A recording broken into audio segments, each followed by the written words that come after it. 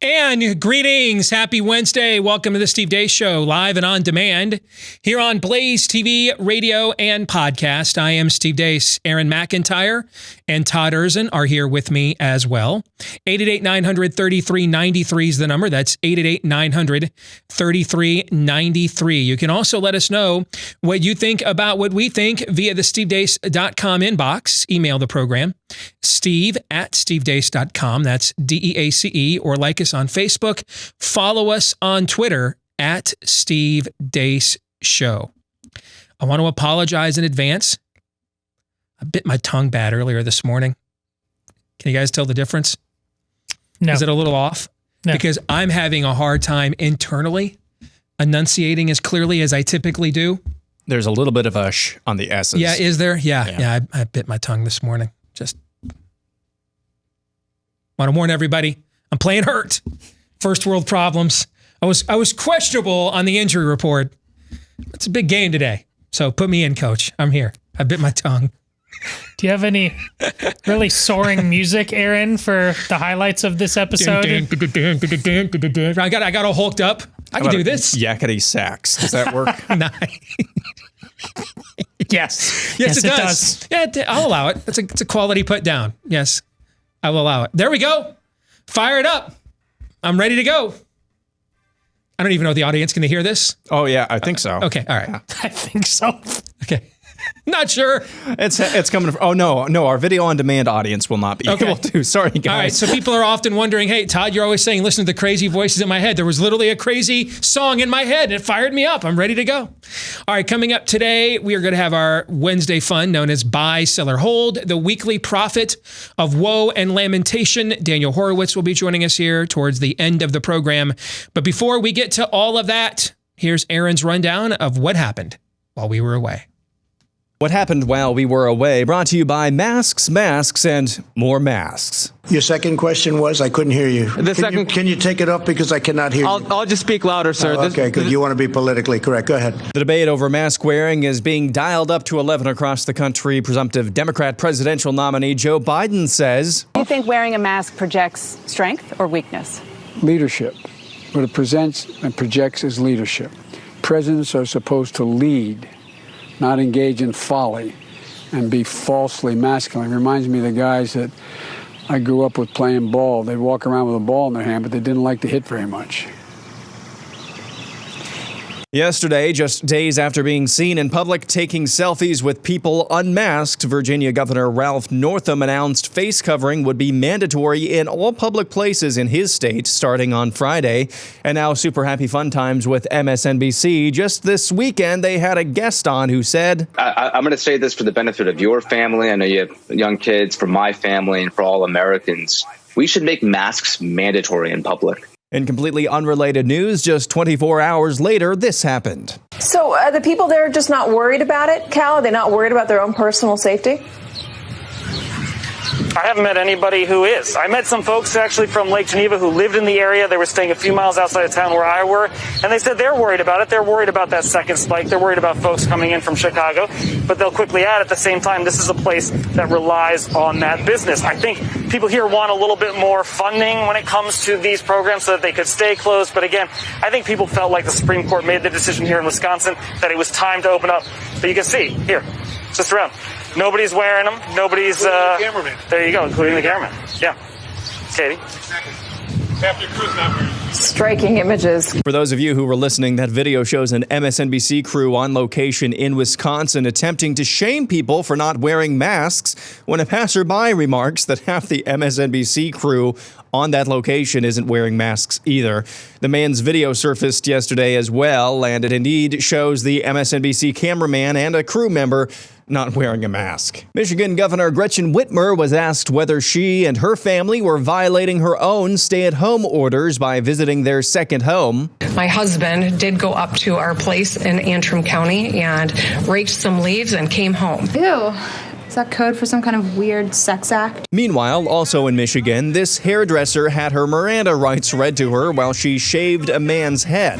Because of this, you guys need to get straight. Meanwhile, also in Michigan, a gay swingers club called Club Taboo has been allowed to operate in various locations around the state this entire time because apparently getting your rocks off with strangers is more essential than getting your hair cut.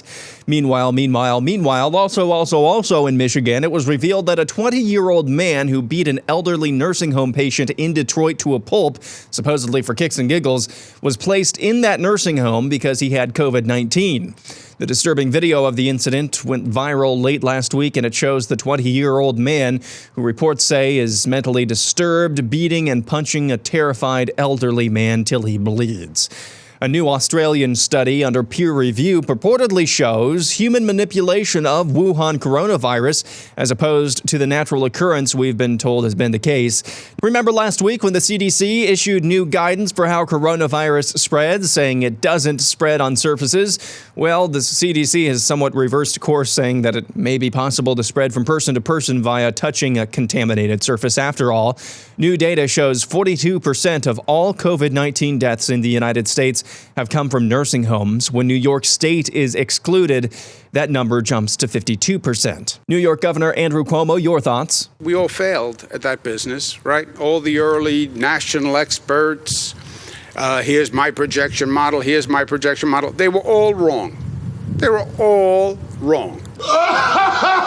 Okay. New York Times headline, CDC warns of aggressive rats searching for food during shutdowns. Learning Chinese today, today's phrase is, that's not a very nice thing to say about the Cuomo brothers. 关于库莫兄弟，这可不是一件好话。 Violent protests broke out in Minneapolis yesterday in response to the death of a man after he was accosted by police. Video of the incident went viral, showing the police kneeling on a man's neck for several minutes before paramedics showed up. The man was later pronounced dead at a Minneapolis hospital. The 4 officers involved with the incident have been fired, and the FBI is investigating the case. YouTube confirmed yesterday it's been accidentally deleting comments on videos containing certain phrases which insult China's Communist Party. The NHL announced their plans to resume their season, saying they'll be abandoning their regular season and going straight to a 24-team playoff. No date for the National Hockey League's return has been announced yet. And finally, in the midst of left-wing legacy and digital media companies laying off their staff, comedian Ryan Long takes a look inside the life of a newly fired ex-Vice writer. Monday morning, I woke up to the news that I'm being let go from my position at Vice magazine. And this comes after years of dedicating my life to writing articles like A Woman's Guide to Tucking in Your Dick. Yes, there are trans animals. Why some men choose to remove their penis. The Kimoji app doesn't work for Grindr. And a modest take on why men terrorize women with poop. You know, we had 2,000 people writing articles like this, and now it's down to 1,750 tops. It's not enough. I guess the world doesn't think it needs journalism anymore. I honestly don't even know what I'm gonna do without my $12,000 a year base salary. And that's what happened while we were away. Dude, that is some brilliant commentary. Aaron's montage brought to you by Keeps. Kyle and Josh were both losing their hair. No shock, since the dreaded male pattern baldness gene ran in their families, but the way they each dealt with their hair loss could not have been more different. Kyle kept putting off getting a hair loss treatment, losing more hair by the day. Meanwhile, Josh went to Keeps to learn how to keep his hair, because Keeps offers the generic versions of the only 2 FDA-approved hair loss products. Therefore, they're the real deal, but since they're the generic versions, Josh saved a fortune as well. And all it took was a quick online consultation. He answered a few questions, snapped a few pics of his hair, and then a doctor evaluated everything and recommended the right FDA-approved hair loss treatment for Josh. He never had to even leave his couch, and it was shipped discreetly to his door as well. If you want to get started, you want to follow after Josh's lead, I got you half off your first order right now. That's right, half off at keeps.com/grow. Half off your first order today at keeps.com/grow. The video of the gentleman in the football jersey running film back in real time on an MSNBC camera crew, pointing out that not even their crew is all wearing masks, while they attempt to shame America into wearing one. That is your early leader when we are sitting here in December. I think that video is your early leader for video clip of the year. I mean, that Journalism is magical, Yes. Steve. Yeah, there's one person doing journalism there. And it's not the guy in front of the camera. And we're now to the point with masks now, I have no idea their efficacy now, because it's not about that. It's not about any of that. It's about what can we do to get control, power and control. Absolutely, I would imagine there are some situations it's probably probably prudent to wear a mask. I mean, if you are out in public, if you have autoimmune deficiency or you are diabetic, like our friend Robino, might not be the worst idea in the world to be going around wearing a mask when you're indoors. You should never have to wear one outdoors. I mean, that's the same advice I give to my own family based on the research I've done. You should never have to wear one outdoors. But indoors, I could see some situations where it would be a prudent course of action, but we're not going to debate prudent courses of action because this is now just simply about power and control. The mask now is the defining symbol of the 2020 election. Wearing one is for 95% of the people wearing them everywhere is your virtue signal that you're better than everyone else. And not wearing one for 95% of the people not wearing one is your badass gesture, sticking it to the man. That's where we're going to be now. We can't, this country is so polarized, we cannot have an honest conversation about anything. We can't find a nuance or a distinction or a prudent course of action about anything. And I thought for a few years that I could withstand it and push back against it. But then the other side just decided, let's just have a full-blown civil war. And now I don't think I'm afforded the luxury of it, really, because the option is, oh, you've got a gun at my head every day. I mean, you've got a gun at my head every minute. I mean, doesn't it seem like 20 years ago I used to go on Katie Tour's show? How would that even work if it worked now? You know what I'm saying? I mean, what would the conversation be now? Why are you wearing a mask in your studio? How come you're not wearing a mask out and about? Okay. Well, I guess we're done here. I mean, there's literally no way to have a meaningful dialogue because everything now is narrative. Everything's agitprop. Everything is. I told you last week right here on the show, I didn't buy the CDC report on the infected surfaces. Did I not sit here and say? You did. I warned you. Don't listen to that. Keep disinfecting your surfaces. That should be a show theme since early March. Don't listen to that. Told you. We might have to assume you're being lied to, and instead insert, don't listen to that, right? I told you last week, all the research I've done, I didn't believe that infected surfaces, in fact, I think their correction is wrong. And I think that's also one of the reasons these indoor environments, like these nursing homes that everybody touched and is touching surfaces all the time, were petri dishes just like the MTA in New York City that they didn't daily sanitize until April 29th was the day they began daily sanitization of the mass transit system in New York City, April 29th. I think a few people might have died before then. And why did I think this? Because I did the research, trying to figure out, hey, where'd the second wave of the first SARS come from? And I actually read peer-reviewed studies. You know what it found? Came from indoor fomite environments. But if you were listening to this show 2 months ago, you would have learned that information. So apparently I need to rename this show CDC while I'm at it, because apparently we're better at this than they are too. Or maybe one of us is just trying to find the most accurate and honest information to be responsible for his own family and the family of viewers that entrust a couple of hours of their day to him every day. And the other is called CDC. Maybe that's just what it is. Maybe it's just, I'm not better at this. I'm just interested in what's right and best to recommend for the people I love and the people like you in our audience that keep me employed.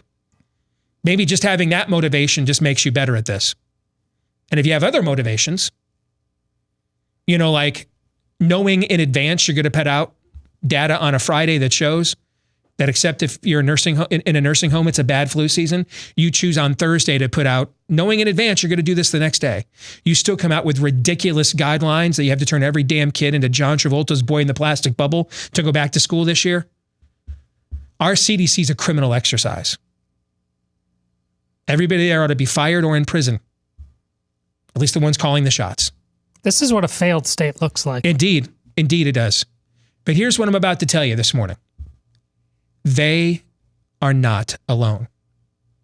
I want to present to you this morning a list of people who should all be in prison.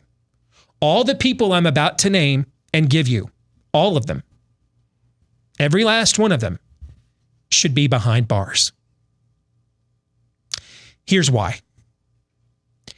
Almost 2/3 of all coronavirus deaths in America, 62%, have occurred in 6 states: Connecticut, Massachusetts, Michigan, New Jersey, New York, and Pennsylvania. Yet collectively, these 6 states only account for 18% of the total U.S. population. So what happened here? Why was there so much more death there in these 6 states compared to everywhere else? Because since early April, a majority of deaths nationwide from coronavirus have occurred in long-term elderly care. And those were the 6 states whose governors ordered their nursing homes to repopulate their facilities with COVID-19 infected. These are their names. Get to know them. These are the governors.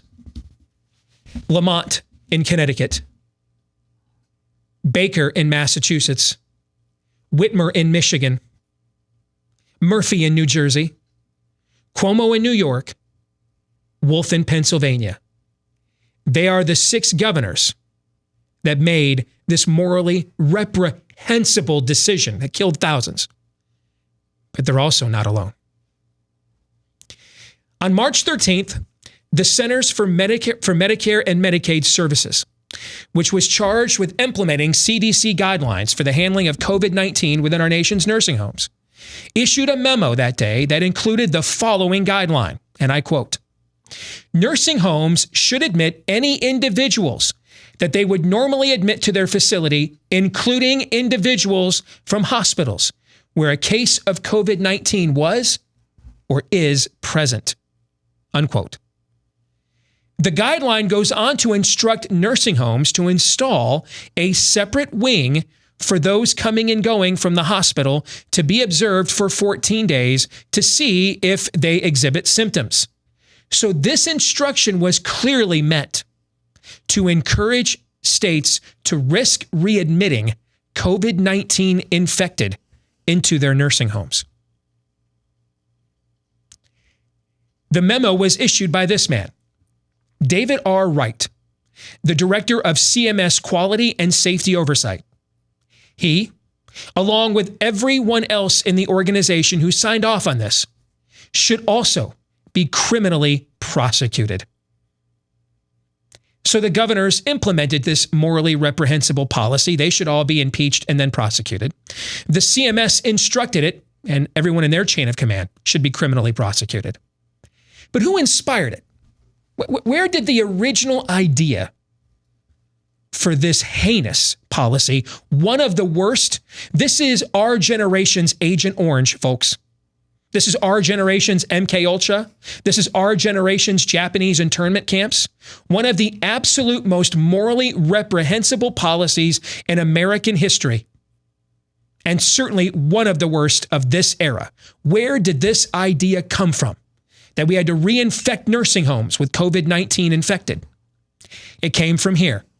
The IHME model from the University of Washington and the Bill and Melinda Gates Foundation was taken as gospel and used by Drs. Fauci and Birx to convince President Trump to extend the lockdowns 30 days beyond the original 15 days to flatten the curve. We could write an entire book on all the wrong projections made by this trash model, which enslaved this country all spring. For example, IHME told Governor Cuomo his state was going to need 140,000 hospital beds to deal with this pandemic. We only have one city in Iowa. My whole state only has one city with more than 140,000 people in it. And that's how many hospital beds IHME told governors like Cuomo they were going to need. Except what actually happened is Governor Cuomo then emptied his hospitals, anticipating this was the stand. And that included repopulating nursing homes with discharged COVID-19 infected. This is also why these other governors, they did it for that reason too. We had to empty the hospitals. We have to clear the deck. It's the end of the world. Except here's what actually happened in New York. New York never needed more than 19,000 hospital beds, even at the pandemic's peak. Now, that is still a serious outbreak, but not one that turned the state into Lombardy, Italy by any means. They were never close to being completely overrun, as IHME warned. Now, I tried to find, is there a benefit of the doubt for these governors that they took a terrible suggestion and ran with it? But here's the problem with offering that to them. These same governors also said, take the healthy children and send them all home from school. Take the healthy adults, close down all their businesses and send them home from work. So on one hand, you thought that this was potentially devastating enough that you had to send the healthiest populations home to be quarantined. But then on the other hand, you recklessly chose to reinfect the most vulnerable populations? How do these instincts, how do they jive? Hail Hydra. Exactly. You cannot reconcile these instincts. It doesn't make any sense. It's either you're bipolar or something else is going on. And that's why they all need to be criminally prosecuted to find out if or what the something else that was going on was. And they are welcome in a court of law under oath with their own attorneys and representatives to prove, no, we just are that bad at this. Or was it malfeasance? But that's why there's no benefit of the doubt. Because the instincts that drove them to make the decisions they made don't reconcile. Let's continue with the IHME model. Christopher Murray is the director of the IHME model, which was the origin of all the domestic doomsday prophecies that never happened, but did cause thousands of elderly to die and our entire economy to tank. He inspired this morally reprehensible move. He should also be criminally prosecuted. The way we've handled this pandemic is a series of the worst management decisions any nation has ever made, and we continue to come out from underneath it slower than any other industrialized nation on earth. To rectify this, we need accountability. We need criminal Nuremberg-like tribunals. We need ultimate transparency, because this was the greatest threat to our way of life we have faced in a generation. Therefore, we need to make an example of all those involved so that this never happens again. Gentlemen, your thoughts? I'm as proud to sit on your right as any moment I've ever been in however many years I've been here because of that. And this is not some Johnny-come-lately search for clicks. We've reminded you of this before, but we'll always remind you of it. Going all the way back to early March. We sat here in this room, sometimes behind these cameras over here, but a lot of it is on camera. We told you, stop panicking. We were certain at that time, and we said on air, one thing we know about this is protect these people. The one thing that should have been done, no matter what else they didn't do. Not only did they not do it, they did the exact opposite. They endangered these people because of all of this panic. We begged, we pleaded with you months ago in early March. This was a time for American heroism and ingenuity. The rest of us, because we even knew back then, there's a lot, like Scott Ackles has reminded you, even all the things we don't know about this thing, you just don't throw out hundreds of years of understanding of immunology of what you could do, which is why I said on Twitter this weekend, we would have been better off taking 10 and 20-year-olds and literally putting them in rings around these elderly care centers, like the times of Jericho, and protecting them from the disease getting them. That would have been a much better plan than what these experts did. We've known this. Because we've known this, the fact that there are just zero good answers about why we didn't do it is why justice is demanded. Just like in Aaron's montage about how Minneapolis, they are marching in the streets now demanding justice for the knee on the neck of that man that killed him. There has been a knee on our neck from the so-called experts for so long. And now in cities like Dallas, they're talking about 8% increases in property taxes. It's just the beginning, folks, of what has happened to this country because of what the experts have wrought. Justice is absolutely demanded. I'd kind of like to wrap up, or not wrap up, but maybe tie into a bow how we first started this segment talking about the masks and how this is just a tool of bludgeoning for the virtue signalers and the power hungry.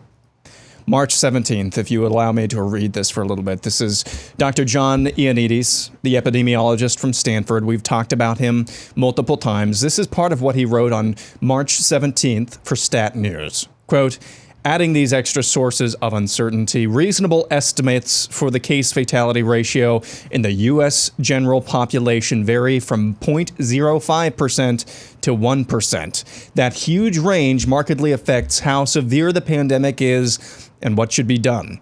A population-wide case fatality rate of 0.05% is lower than seasonal influenza. If that is the true rate, locking down the world with potentially tremendous social financial consequences may be totally irrational. It's like an elephant being attacked by a house cat. Frustrated and trying to avoid the cat, the elephant accidentally jumps off a cliff and dies. Could the COVID-19 case fatality rate be that low? No, some say, pointing to the high rates in elderly people. However, even some so-called mild or common cold type coronaviruses that have been known for decades can have a case fatality rate as high as 8% when they infect elderly people in nursing homes. End quote. That's from March 17th, Dr. John Ioannidis from Stanford University. And yet we listen to IHME, University of Washington.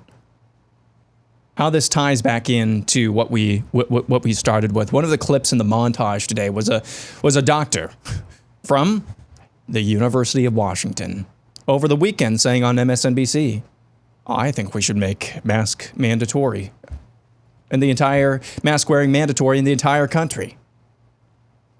We listened to those type of people. Now, almost 3 months later, we didn't listen to John Ioannidis. Why? Why? Everything he wrote that I just read for you, basically all of that has become true. Right. And he didn't even have hard data. He was just going on what the history of coronavirus looks like. He didn't even have hard data about this coronavirus yet, and we do now. His CFR, his case fatality rate projection or guesstimate was basically right on the money, depending on which ones you look at, but they're all trending in that direction. He even warned about the nursing homes, but we didn't listen to him. No, we listened to the bureaucrat bean counters in the CMS. We listened to the IHME. We listened to the CDC. Exactly. We listened to all the wrong sources, and those same sources are the ones saying, you know what, we should wear masks now.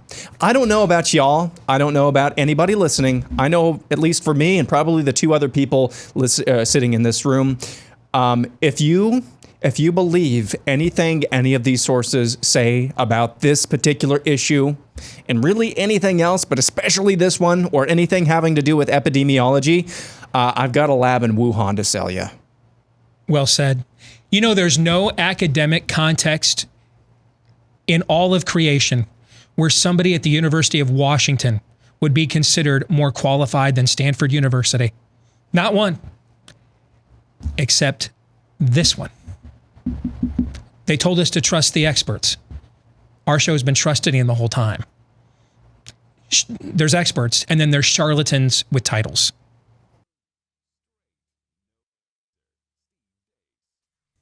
I don't know how this story actually broke right before Memorial Day weekend.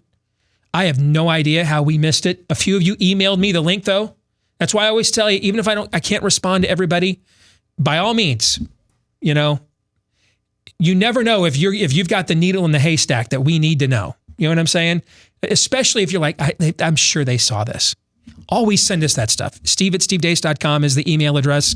Don't take for granted we can see, we see everything. Because I didn't know about this until several of you emailed it to me, and I saw it this morning in my inbox.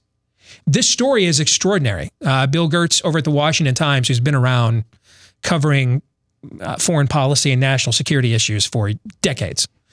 And Bill says that India actually published research on this on January 31st. But then under pressure from the Chinese government, removed their findings, but they refused to disavow the Indian scientists.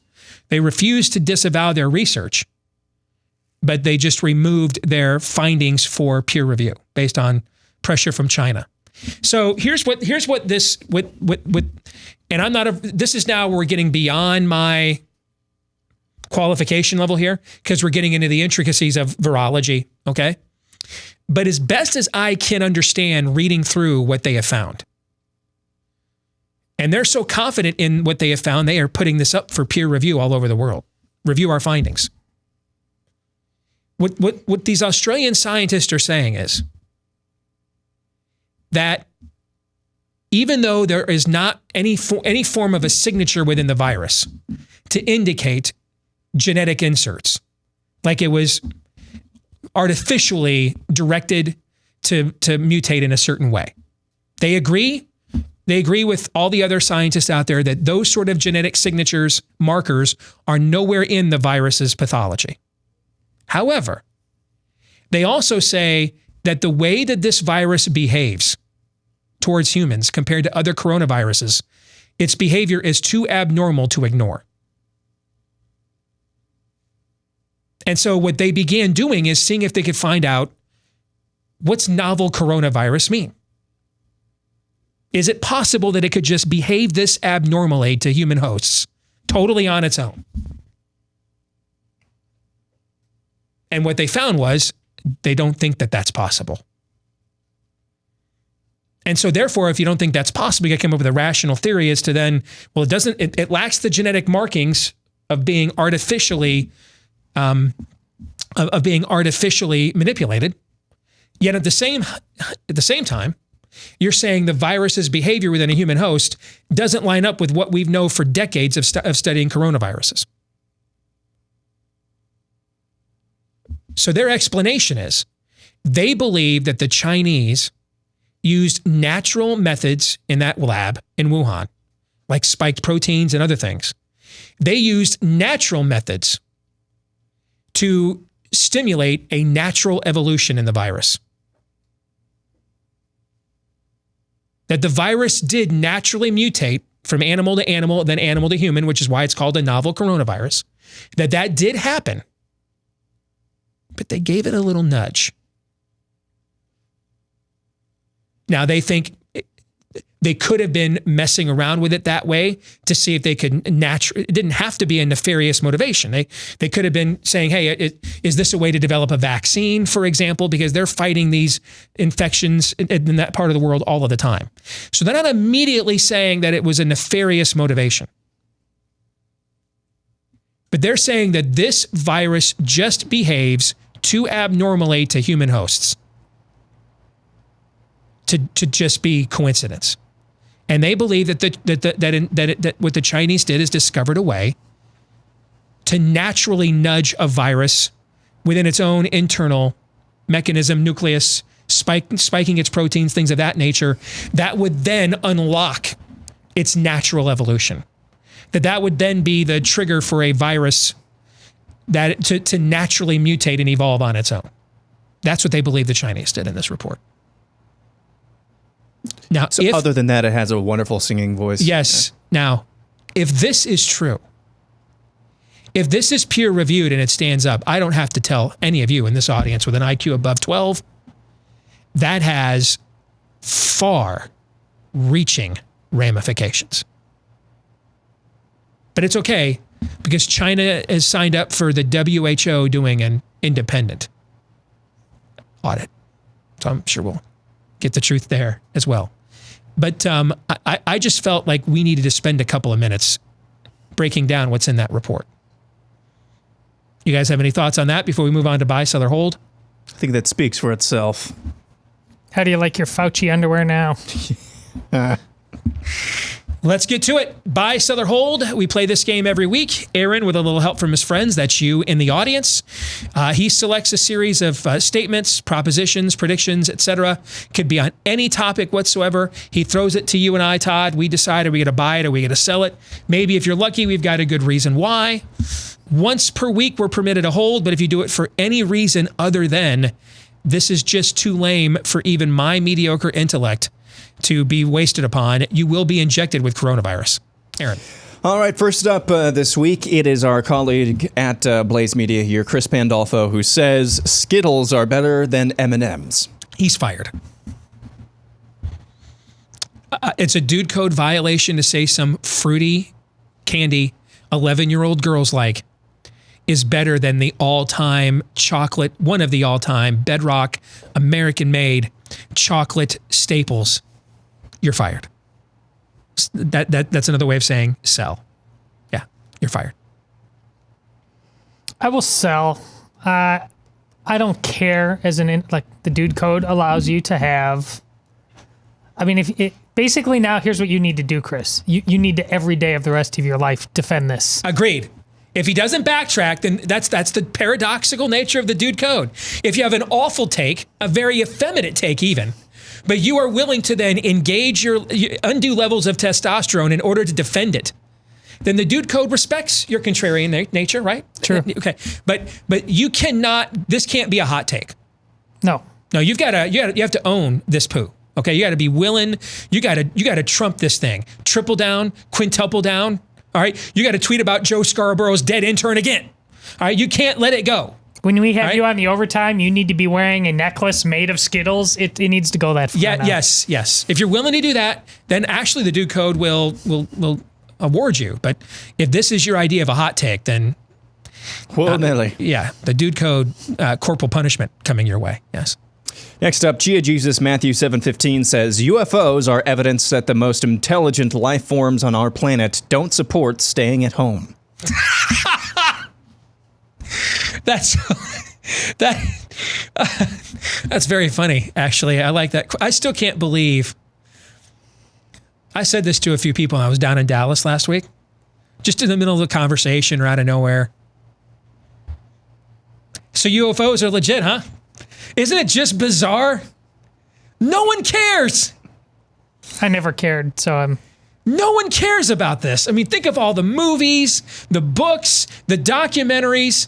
I mean, this has been a cottage industry in this country for a century. And finally, the government comes out and says, yeah, legit. And we're all like, do I wear a mask to Costco or not? It's just bizarre to me. Like, no one cares about this. But I love the humor, so I'll buy it. Sure, bye. Andrew says Steve will embrace wearing a mask when pumpkin spice scented masks are introduced in August. Bye. Sadly, true. Bye. I'm gonna own it though. Yes, you will. Pumpkin spice is kind of my chick, effeminate thing. All right, but I'm gonna be buried in pumpkin spice, man. I want a pumpkin spiced casket. I want the last thing I smell before I wake up in eternity to be pumpkin spice. They ought to sell a pumpkin spice perfume. If you're a couple struggling to conceive, slap some of that on the back of your neck. All right, I'm telling you, pumpkin spice all the way. Did I just make it weird? Always when you do pumpkin spice. Always. Bacon says the coordination to get behind Biden before Super Tuesday. Good grief, that seems like 5 years ago. The coordination to get behind Biden before Super Tuesday also involved the coordination to create the panic over coronavirus. This one's pretty bold. I'm going to sell because I think everything that happened with the necromancer resurrection of Joe Biden's lifeless body was intentional the entire time. I think this has largely been driven by, that doesn't mean I don't think any of it is intentional. That's not what I'm saying. But I think a lot of different people with different intents glommed onto this kind of organically at the same time. And it kind of, once it got rolling downhill, It just kind of evolved that way. But I don't think it was entirely coordinated at that level from the very beginning. I think a lot of the psychoses we're wrestling with as a culture, a lot of the spirit of the age that's infested us as a culture, this just scratched all those itches, is what I think occurred here. And then when people saw what scratching that itch could get them, then I think the second wave, to borrow a pun, I think the second wave is when we saw more of that coordination that you're talking about. But I don't think it was from the outset. And to go back to what you said a minute ago, remember when I said I'd never seen a political party do anything like what they did with Joe Biden? Remember when the deep existential conversations we had about Mayor Pete and the black vote? Sure. Remember Ukraine? Remember the president of the United States faced an impeachment vote for like only the fourth time or something in American history? Sure. Remember the controversy over daring to bring Rush Limbaugh to the State of the Union and give him the Medal of Freedom or Medal of Honor, one of those two? I do. Remember the Chiefs winning the Super Bowl? People forget that. Yeah. It is today, May 27th. All of those things occurred between when we came back on the air, January the 6th, to right now. Doesn't it seem like they all happened like 20 years ago, 10 years ago? Or like they didn't happen, they happened before we worked together and we're just like recalling them jointly. That's some memory holing. Yeah, this stuff has all happened. And I'm sure we could think of other things. This stuff has all happened since January the 6th. And remember when Bernie Sanders was inevitable, right? I mean, it's amazeballs, man. What are we going to be talking about in August? And we're like, remember when we were obsessed with coronavirus? It was like that was never going to end, right? What are we to be talking about then? I almost shudder to even contemplate that. Anyway, your turn, Todd. Hail Hydra. Jim Stocker says the only thing lower than Lindsey Grahamnesty's T level is the actual number of COVID deaths of otherwise healthy non-nursing home individuals. Bye. Bye. That is well put. Bye. Yes. Let's see. Andrew H. And I'm always down for a Lindsey Graham T level blast. So I will admit, if you go there, my standards are pretty low to what I'll buy on, just because I like that. Yes. Bear NJ says President Trump, being a well-known germaphobe, highlights how a man's weakness is almost always exposed in a crisis. Yeah, I think that's some of it. Sure. I don't think it's a driving force. I think it's part of the equation. This is also his hometown. That's definitely more of the... Okay. And I think I tend to agree with you. I think that's even more of it. I think the germaphobe thing just kind of adds a layer of frosting to it. But I think a lot of it is, this is his hometown. And if you've not been to New York City or Manhattan, I can't explain to you how much the name Trump is immersive with that community. Okay. I mean, I know right now, and this is just temporary because of politics of the moment, he is seen by most people as primarily a divisive political figure, whether you love him or hate him, okay? But prior to this moment, he was a beloved figure by most people in that town. And what's the old saying? If you can make it in New York, you can make it anywhere, right? And not to mention his age, he's into his 70s. The people that we're seeing dying are often in which age group? His. Where did more people die than anywhere else? His hometown, his home state. I think those were a lot of the factors involved here too. And also you're dealing with a guy that comes from the Wharton School of Business. And he's got the nation's leading infectious disease experts telling him, hey, 2 million people on your watch are going to die if you don't do this. I don't fault him for that. I do fault him for saying, why don't we get a second opinion before we just risk a Great Depression? Anytime, I don't care if it's your family doctor for 30 years, someone comes to you and gives you that level of a life or death diagnosis, you'd be irresponsible not to get a second opinion just because of what's at stake here, right? That's what I fault him for. And I don't think he's really a germaphobe. I'll say I know he's not a germaphobe. He may have had some quirks about it in the past, but have you seen what the problems real germaphobes have, like just Howie Mandel and stuff like that. Donald Trump is on stage. He's not wearing a mask. He's making fun of people who are wearing them. He's been sharing microphones. I mean, if he was a real germaphobe, we would have seen a man go catatonic a long time ago in a way that he just isn't. So I don't know what quirks he had before, but he's not a germaphobe. Mein Führer Adolf Hitler says Bill Gates tries to launch a 2024 presidential bid, but has to frequently reboot and update after several crashes. So, what do you think about Bill Gates 2024? I've had several. Why would he? Yeah. Why would he? Look at everything he's able to accomplish without running. Right. Yeah. I mean, he can own 7 or 8 heads of state. Why go through the process of an election? Hail Hydra. Indeed. We'll come back. More buy, sell, or hold coming your way here with hour number 2. Stay tuned. Back here with hour number 2, Steve at stevedeace.com is how you can email the program. That's DEACE. Like us on Facebook. Follow us on Twitter at Steve Deace Show. And don't forget, if you're looking for clips of this show that you can sample yourself and then share with others, go to youtube.com/Steve Deace. That's youtube.com/Steve Deace.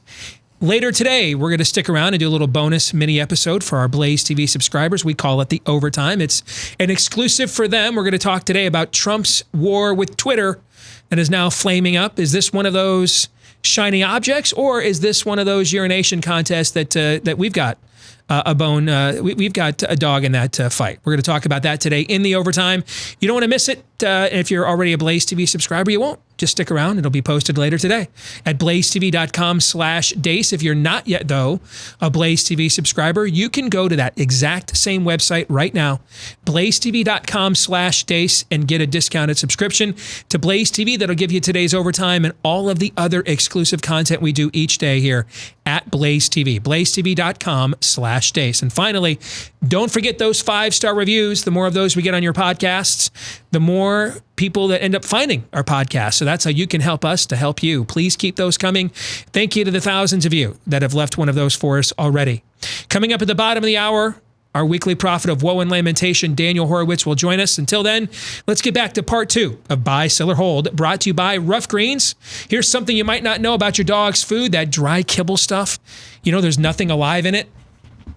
They do the same thing with our dog's food. They do with our food. That's why we're taking so many supplements today.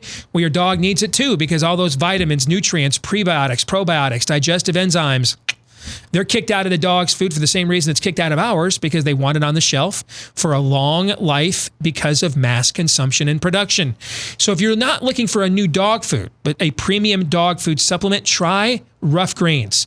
You sprinkle it on your dog's food, and it contains massive amounts of vitamins, minerals, and all of those things, even omega oils and antioxidants that help improve digestion, youthful energy, improve mobility and joint health, healthy skin and coat.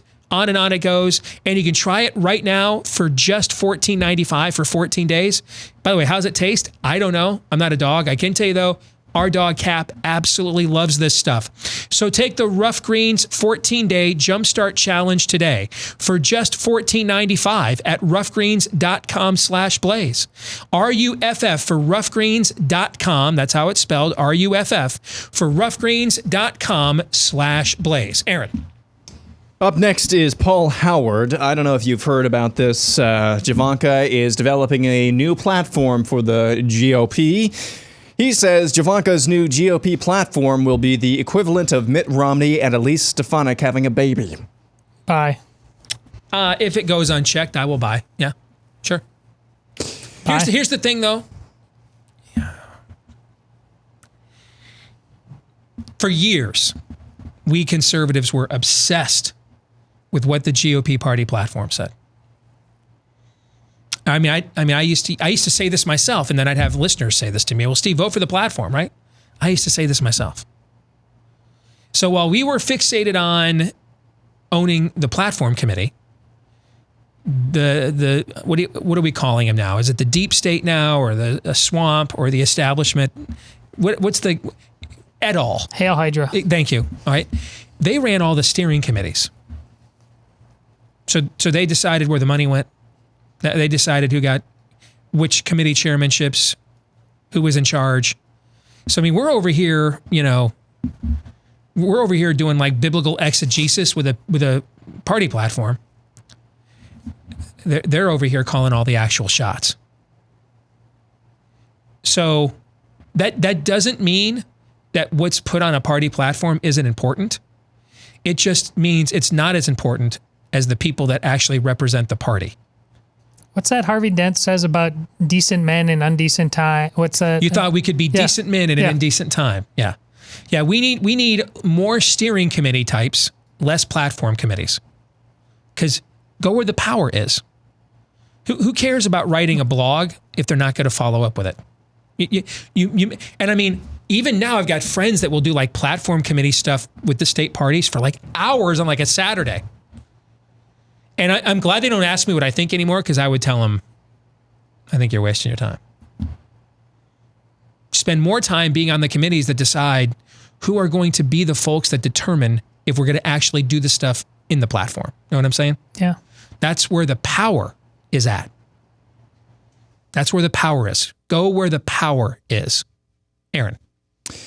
All right. Next is Governor Ron's Alligator Emporium and Sundries, who says it doesn't matter what Biden says or does now. Once he picks his VP, 99.9% of media coverage will be directed her way, thus reducing him to an afterthought. I think the percentage might be a little off, but the sentiment is exactly right on. Yeah. Bye. Yeah. I can just tell you, there's never, ever been when people say, I remember when people said, hey, I can't stand John McCain, I'm going to vote for Sarah Palin. I mean, we're coming up with these rationalizations to just vote for terrible Republicans because we have, communist Democrats, right? That never works. It's never worked there's no piece of data that has ever shown running mates win you elections. If anything, they stand in your way, like Dan Quayle in 1988 with George Herbert Walker Bush, for example. This may be the year, as you like to say, the status quo is the status quo until it isn't anymore. This may be the year, though, that's not the case. Because he's weekend at Bernie's. Yes. Yeah. And everybody knows it. Yeah. Everyone knows this, guys. Everyone knows. They're not unawares over there. Everyone knows this. So this is going to be someone that could be seen as President of the United States day one while checking some intersectionality boxes. All right, moving on. I'm just here so I don't get fined, says Biden will not participate in a presidential debate with Trump before the election. The only way that happens is if he's not the nominee. So that's really what you're asking, is if they're going to swap out nominees. I was originally under the belief that they would, but they have been successful in extending these lockdowns long enough now that they have really shortened his need to be out on the campaign trail. So I think the gambit now is what I just said. He's going to be irrelevant after the running mate is picked. All of the energy is on who's that person, because that's going to be the real candidate. So if that's the case, then but in the end, there's no way then that Joe Biden would escape being on a stage with Donald Trump. No way. So I will sell.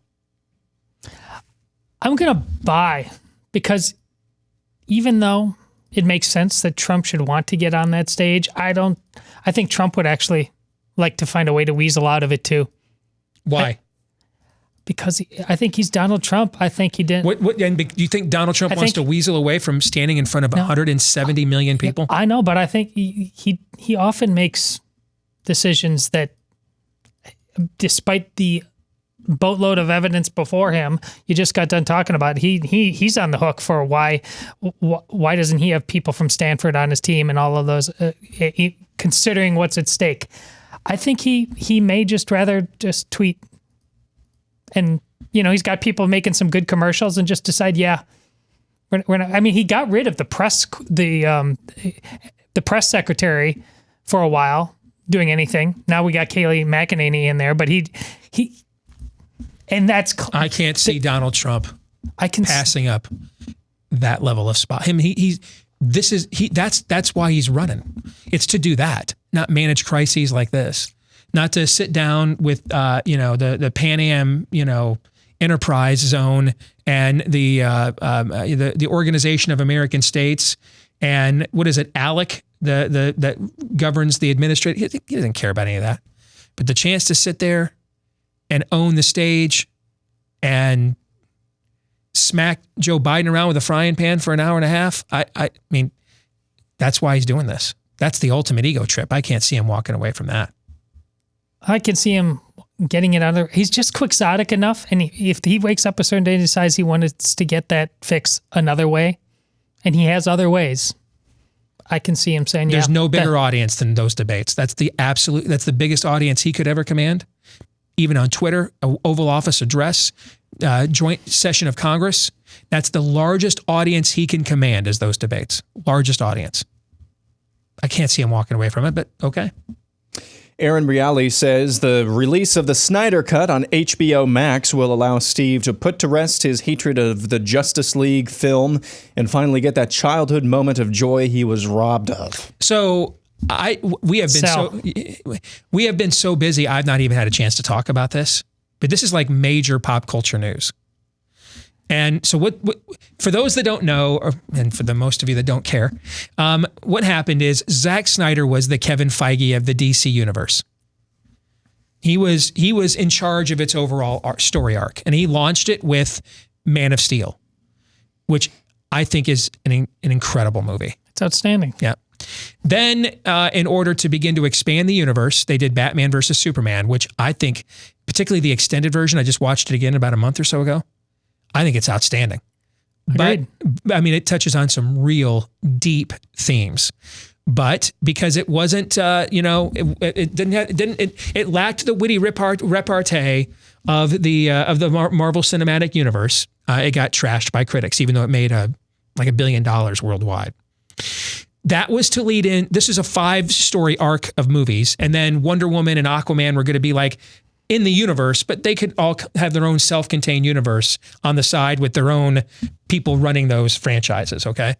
But this was a 5-movie arc, beginning with Man of Steel, Batman versus Superman, and then the Justice League film was going to be, what was going to happen with the assembling of the Justice League would be the next 3 films and would introduce the rest of the universe, the Green Lantern Corps and stuff like that, so they could then go off and do years and years and years of their own shared universe like what Marvel does. And towards the end of principal photography for this film, they might have even been done filming it, actually. They were in the middle, I think, of editing it. I think it's Zack Snyder's oldest daughter committed suicide. And him and his wife are a film production team together. It devastated them, obviously. They thought, hey, like any parent would, what did I miss? How did we not see this coming? And they backed away from the movie. And it wasn't quite finished yet. The people that were running Warner Brothers at the time, they're all gone now because they all got busted in Me Too stuff. The people that were running Warner Brothers at the time didn't like the movie that Snyder was making because they wanted to score 80% on Rotten Tomatoes and wanted critics to like it. So they wanted something that was more of a Marvel movie.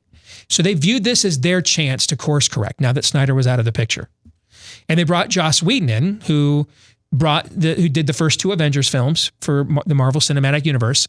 They brought him in to make this more like the Avengers. They ended up reshooting over half of the movie.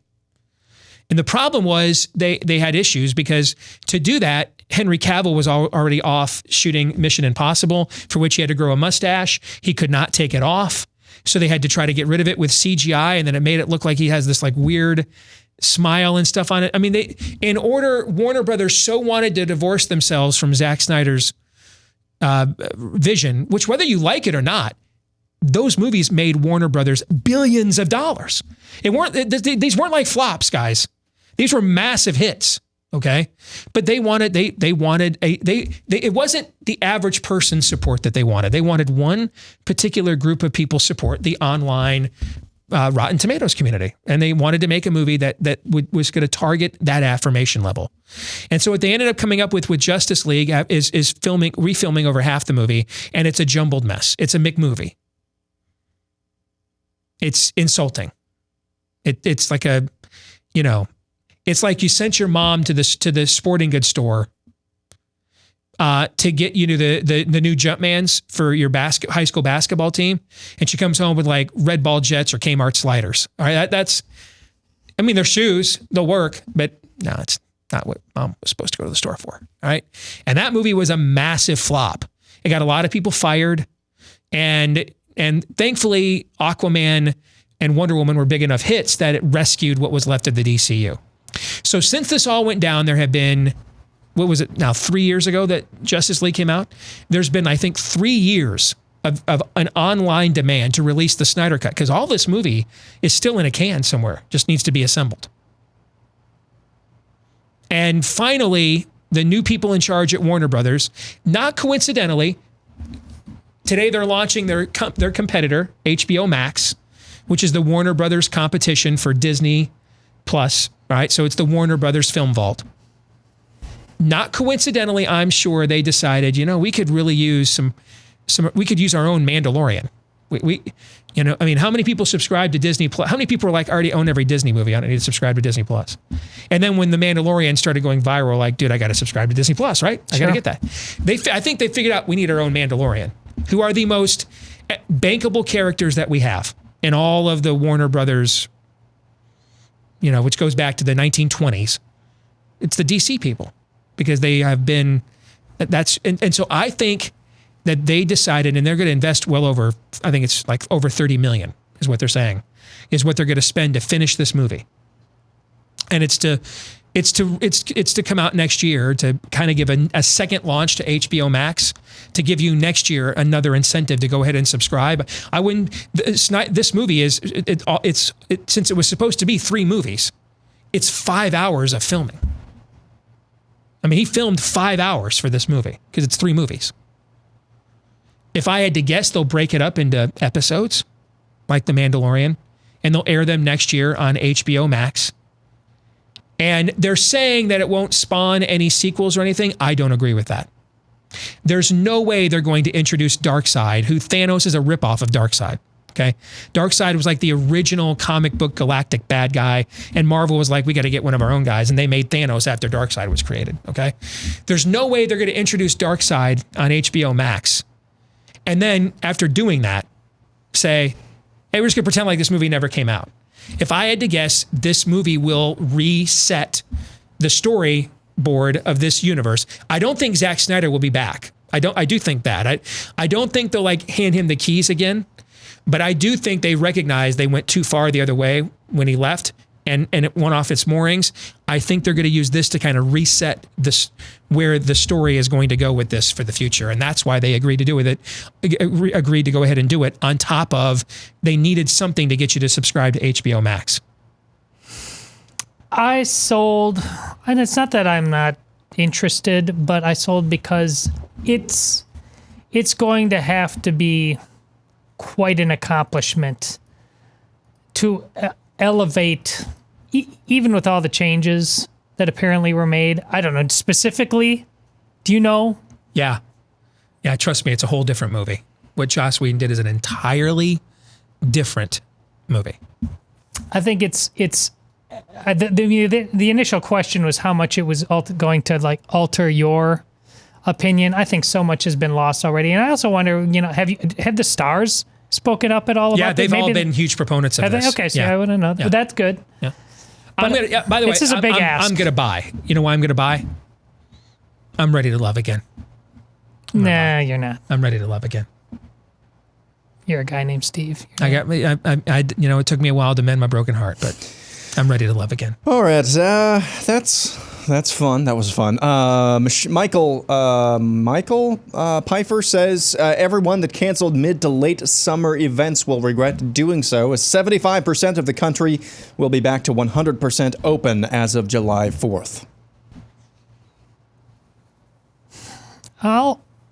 I'll sell because it's a both and. It's going to be schizophrenic for a long time. And more, I mean, look at the Lake Geneva thing. All those people wandering around Wisconsin. In Wisconsin, MSNBC video. Yeah. But there's the level of paranoia that's still going to be going on by a significant enough group. I just don't think it's going to be all one way or the other. This is going to be a level of coexisting, and that's not even. They're going to be in the same country together, but coexisting. No, There's too many Karens going on. I think you are. So tell me if you think this means I need to buy or sell what he said. Because I think the framework, what's his name again? Michael Pfeiffer. All right. So Michael, I think the framework of what you've postulated is 100% accurate. That the vast majority of this country is going to be back to normal and want to pretend like this never happened and let's get on with our lives. Okay. However, I think you have also at the same time underestimated it's not going to be as many people as probably you think. You're already seeing it. The commissioner of the Pac-12 coming out yesterday and saying, yeah, we got unanimity. We're all playing football this year. Okay. There's yes, shut down forever until my meal ticket is taken away, right? You're seeing that group is eroding right now. That's the group that's eroding now. As you're seeing that group is saying, well, yeah, I hate Donald Trump, but not as much as I love me some me. You know what I'm saying? That group is eroding right now. But it's 2020, not 2019. Agreed. But the group that will remain won't be a large group. Like, it's not a large group of people who watch MSNBC. They're just heavily committed to it. Yeah. Okay? The group that will remain will be a scant minority. But in terms of their ferocity, they will do whatever it takes to make you think that they are legion when they are not. That group is not giving up. They're the Millerites. They're Harold Camping followers. They're buying every Hal Lindsey book. They are not giving up their apocalypse.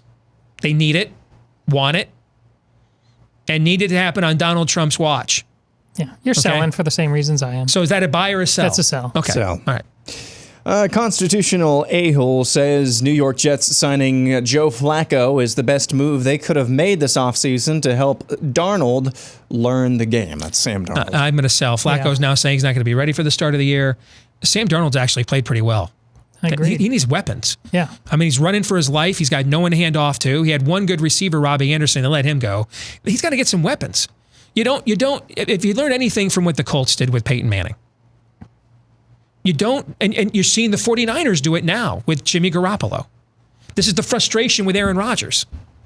If you think you have an elite quarterback, now I don't think Jimmy Garoppolo's an elite quarterback, but the 49ers do, and their opinion matters more than mine. So if you think you have your elite franchise quarterback, give him weapons. Surround him with weapons. And the Jets haven't done that. So I don't have any issue with Sam Darnold at all. And I think right now he's a far better quarterback than Joe Flacco, even up. So sell. Yeah, Joe Flacco hasn't even been the answer when Joe Flacco could have arguably... Like 2015 called and wants its hot take back? Yeah.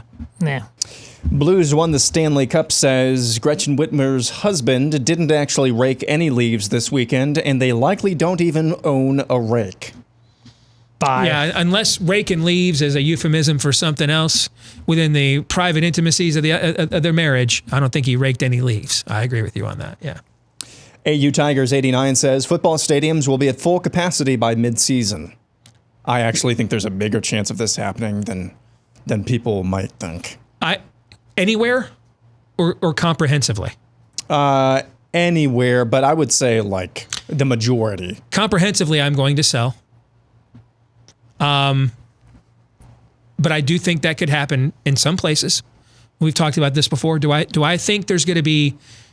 Do I think at Tiger Stadium on November 7th or whatever it is, when Alabama comes playing in Baton Rouge, at the defending national champions, you're going to be like, we'll take on Nick Saban with 30,000 people in the stands?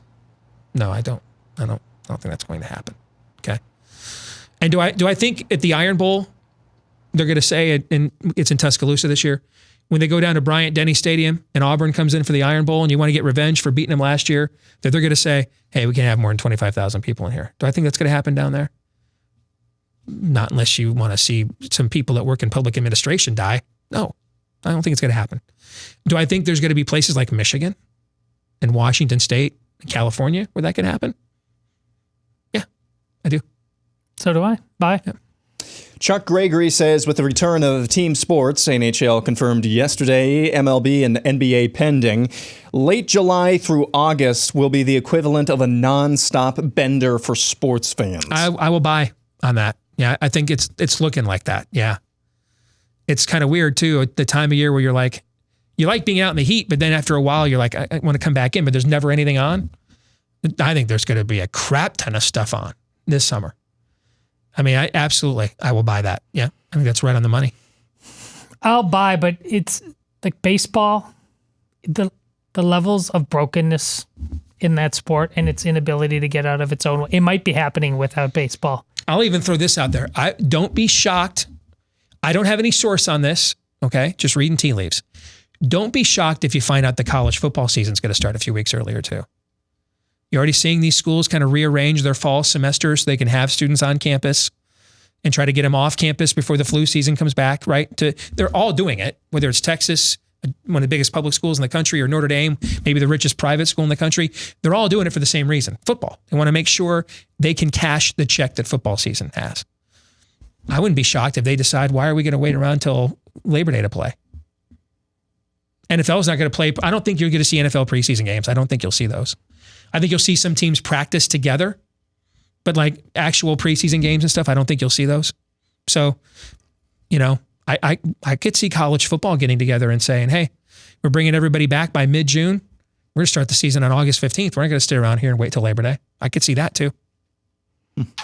I can see it in one sense. The coaches, though, they're Why? just... Coaches will have no say in this. Administrators are going to make every call. If the coaches had a say, they'd have been practicing this entire time.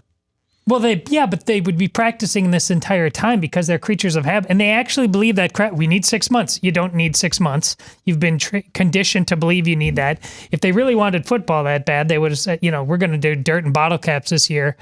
I mean, there's just coaches, college football, all sports, they believe all kinds of fictions because of how they've been conditioned. The more this thing has become turned into a business, they say a lot of nonsense a lot of times in all sports with a lot of degree of certainty and gravitas. And so that's where I hit the pause button. On some levels, I think this is more than possible and a smart idea. I just think the psychology involved in some of the personalities, I don't know if they're going to be able to get themselves there. But I wish you were right. Because I could also see, you start the season earlier, you still have the same amount of games. It still ends about the same time, but you have more bye weeks in there, more time to test, things of that nature. I don't know. We'll see. Uptick Mick says Twitter needs Trump more than Trump needs Twitter. Sell. I think we don't understand politically, Trump is in a world on Twitter by himself. But folks, I mean, he ain't Justin Bieber. He ain't Taylor Swift. I mean, the audiences that these people accumulate on Twitter doesn't really need Trump. It's afraid of Trump, as it should be. All right? Because he's the president of the United States and he can make their business practice a living hell. That's what this is about. Don't be shocked if 3 seconds after Donald Trump leaves the White House, he's permanently banned from Twitter. That's something we'll talk about today in the overtime. But Twitter doesn't need Trump at all. I mean, what these folks, 80% of Twitter accounts are outside of the US. Trump is a hassle to them because they want to ban him. They want to run him, but they can't because he can make their life suck because he's the most powerful man in America. So don't be shocked when he's no longer the most powerful man in America if he gets banned in 10 minutes. Don't be shocked. He's right. Jennifer Harris, wow, I'm going to make you do this with like 60 seconds left. Jennifer Harris says between late February and mid-March, key Democrats were in communication with Fauci about his position on the COVID. This explains the 180 and why a lockdown was perceived to be crucial to take out Trump. I'll buy it's a variable. It's possible. We have to get the answer to what happened between the time that Anthony Fauci wrote this was going to be a bad seasonal flu in the New England Journal of Medicine. This wasn't like a Facebook post. It wasn't like, this is the friggin' New England Journal of Medicine, guys. All right? It's the Oracle of American healthcare. And he's writing in there, it's going to be a bad seasonal flu. And then 11 days later, he goes to Congress and says, it's Captain Trips. We have to know what happened there. We must know. And I'm going to be telling friends of mine, like Chip Roy, Ted Cruz, y'all be getting calls from me. I want hearings. We need to know the answer to this. America has to know What did he know and when did he know it? What changed? So until I can, unless you're going to tell me like the aliens told him to do it, anything short of that, I will buy because we don't really know. We don't know what changed and we need to know. All right, we're going to come back. Our weekly prophet of woe and lamentation. Daniel Horowitz will be joining us here when we return. Stay tuned. All right, be honest. Since the lockdowns started, did you go from resolve to finally get your health under control to that quarantine 15? Well, now that the warmer weather is here, let's hit the reboot button for 2020. Let's make May the new January and get back on the wagon with doctor-developed Riduzone. It's an excellent way to curb cravings for those fatty foods that derail your discipline. Backed by 2 U.S. patents, Riduzone is the only FDA-accepted product that includes OEA. That's the naturally occurring molecule that helps you to feel full faster and burns stored fat while reducing your calorie intake. So Riduzone can make it easier to resist those cravings that make it so hard to stay with your resolution. If you want to give Riduzone a shot, now's the time. You can only get it at riduzone.com, the website, RIDUZONE. Go there right now. Use the promo code Steve to save up to 65% off of your order. Up to 65% off your order, plus they'll throw in the free shipping as well when you use promo code Steve at riduzone.com, RIDUZONE for riduzone.com. Let's get to our weekly prophet of woe and lamentation. Daniel Horowitz is here with us. You have a story out today for Conservative Review. So last week, Daniel, you and I sat here lamenting how our CDC is the absolute worst, least transparent. I maybe trust them only in skosh above China for data. And that we've been getting better data from all over the world except our own government. Why don't they want to show it to us? Well, on Friday, they showed us the data. And I think now we know why.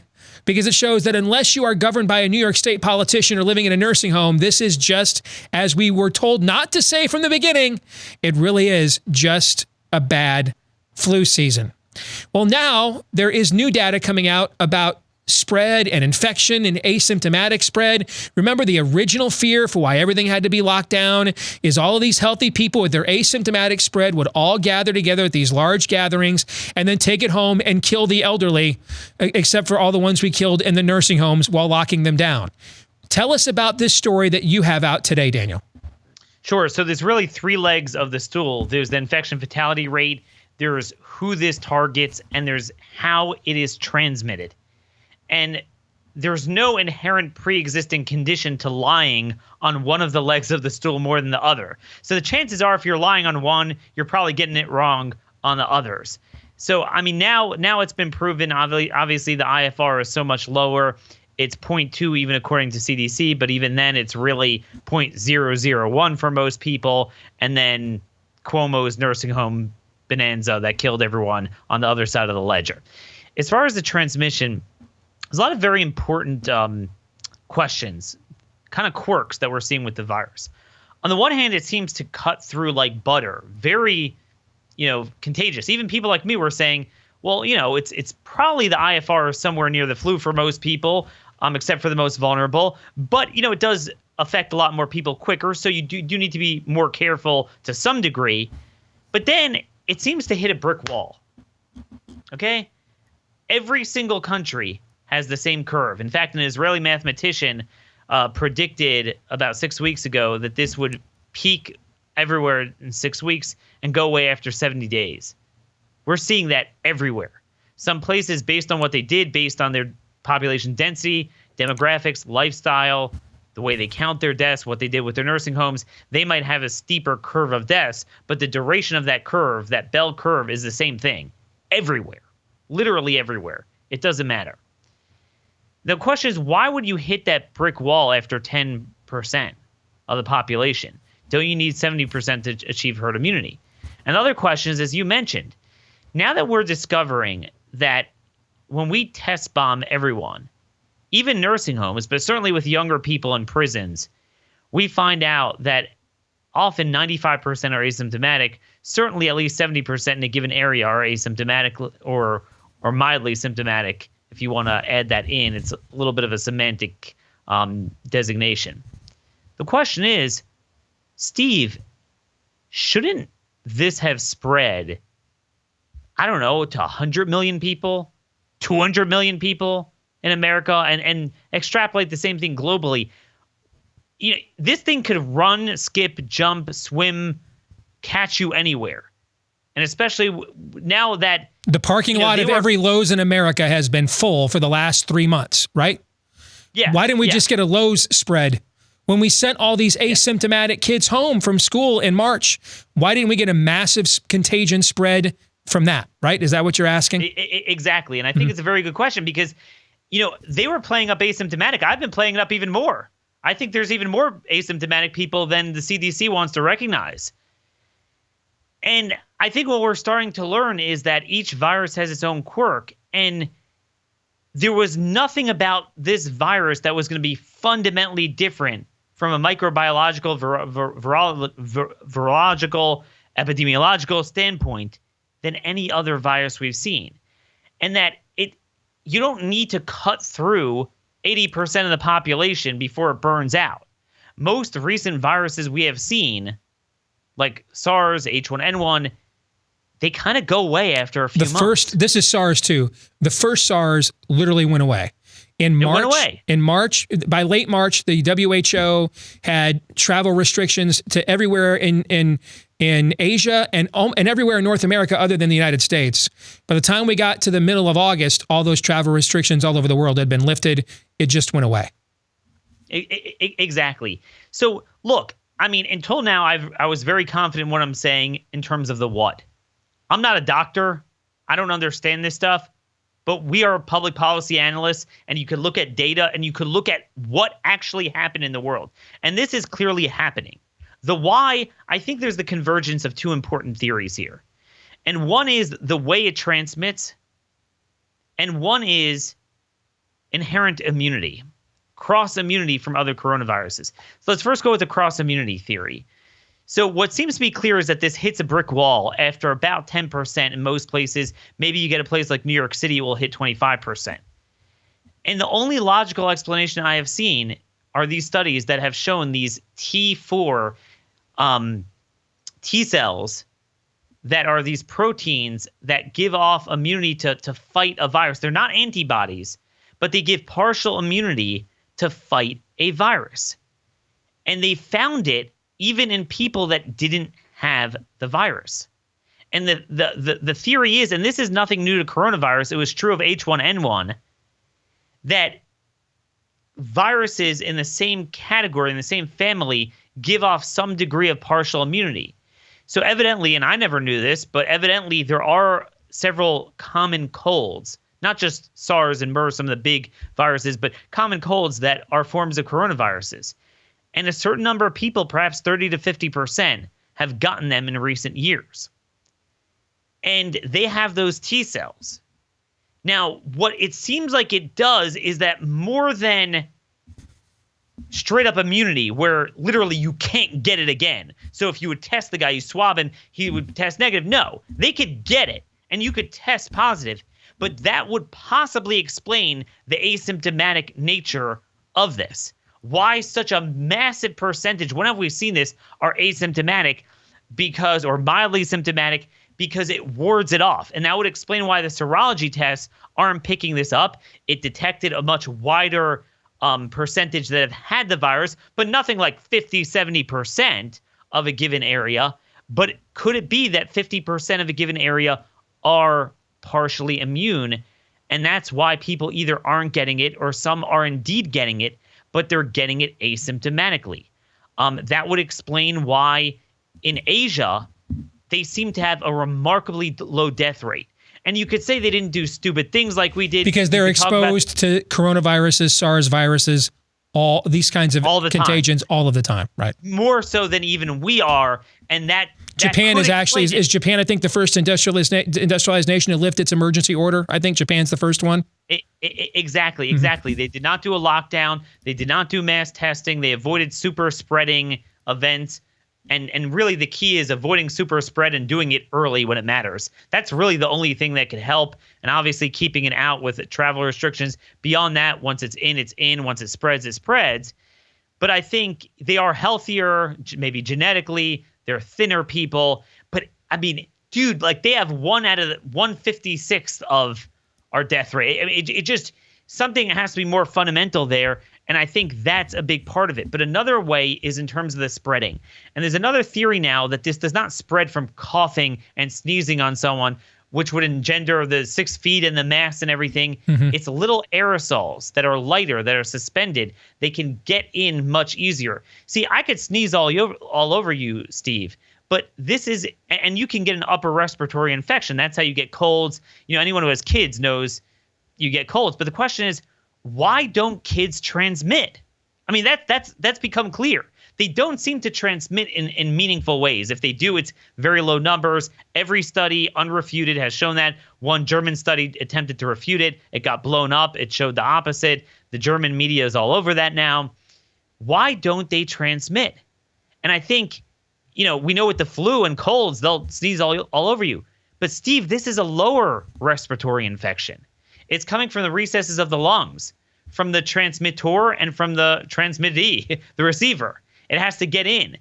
Getting in large droplets directly in to you is like getting a basket and you know, a 3/4 quart, half quart shot.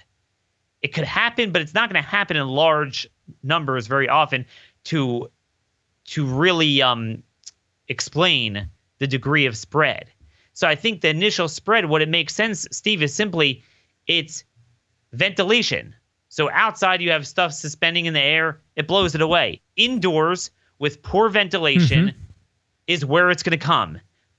So the ventilation is a bigger deal than the mask, because if you have good ventilation, you're not going to have anything. If you don't, even if you wear a mask, they're microorganisms. It will get in. That's why I've been saying no outdoor event anywhere in America, anywhere, should be canceled.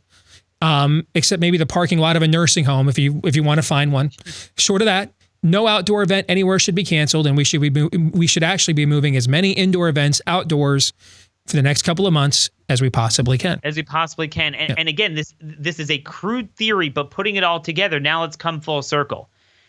I don't, and maybe people have a theory, I don't understand in my brain why a child would inherently be different than an adult. And I think that's why some liberals have scoffed at it. But the reality is we see what we see. We see they're not transmitting. So the answer to this would be it's a redundant manifestation of asymptomatic. It's not that kids inherently can't transmit it. It's that kids almost never get a serious lung infection. So they can't transmit that like any other asymptomatic adult, which seemingly from a recent study of 455 contacts of an asymptomatic person didn't transmit. Likely it could happen, just like it could happen probably with a kid.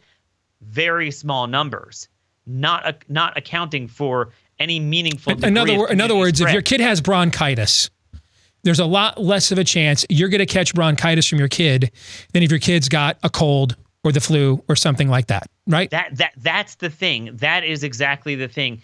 It would have to come, but here's the deal, Steve. They're not getting it. The kids themselves aren't getting it from their lungs. So they can't emit those aerosols to you because they don't really have them. And that would explain asymptomatic. That would explain it. And that would explain in the prisons. How even in the prisons where the ventilation homeless maybe shelters wouldn't be as good, where 90% are testing positive and they're almost all asymptomatic. Yeah. And Steve, let me just bring this all full circle with one final theory. Their question to us is this. All right, your IFR is low. Fine. But look, we cut through 100,000 people just clawing our way to, let's say, 10%. Well, look, you know, if this is the end of the first inning, don't we have to go another 7-8 innings, get to 70-80%?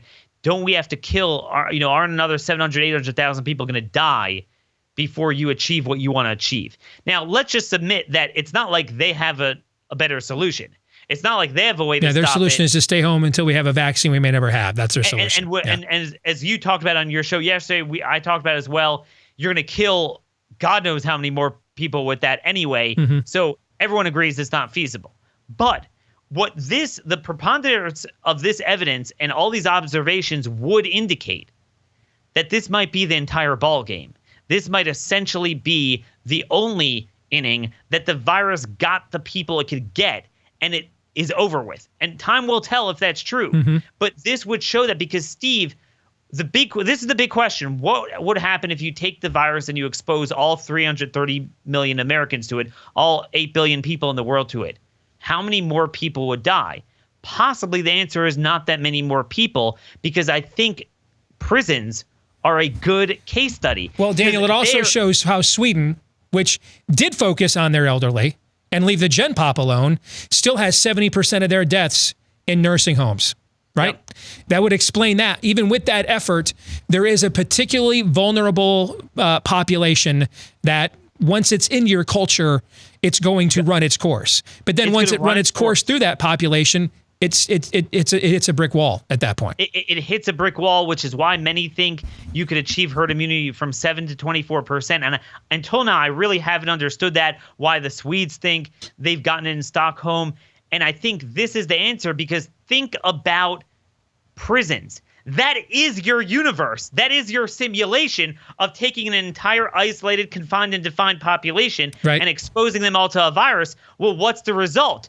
Very few deaths, certainly not a greater share than the general population with similar characteristics. And here's the funny thing. The final point I want to make on your show is this. Quickly, go ahead. Why is it that 95% seem to be asymptomatic, whereas elsewhere it's a lot, 50 to 70%? Because again, I think because they're all confined, they all got it. So the denominator is much larger, and the increasing number of people who get it thereafter are the ones that have that partial immunity. It first goes to the vulnerable population, and that is why once you get 100%, if you were to get 330 million Americans attacked with this, it could very well be you would find the asymptomatic numbers at 95%. Great stuff, my friend. You can read that analysis today over at Conservative Review. Also, Daniel's got that out on his social media as well. Good to see you, brother. God bless. Take care. Take care. Any very quick thoughts on that before we have to get out of here? Daniel used a word. He said this is very crude. It's the opposite of that. Daniel has jumped through the gym smart, and he's not afraid of anything. But still, we've been exposed to what medicine really is, that he's meant to feel like, gosh, am I supposed to be connecting these dots? You're damn right you are, and so are doctors, and so is real science. And the fact that that didn't happen is the biggest problem we're dealing with. That'll do it for today's show. We're going to stick around for the overtime for our Blaze TV subscribers. For the rest of you, we will see you tomorrow. Until then, John 3:17.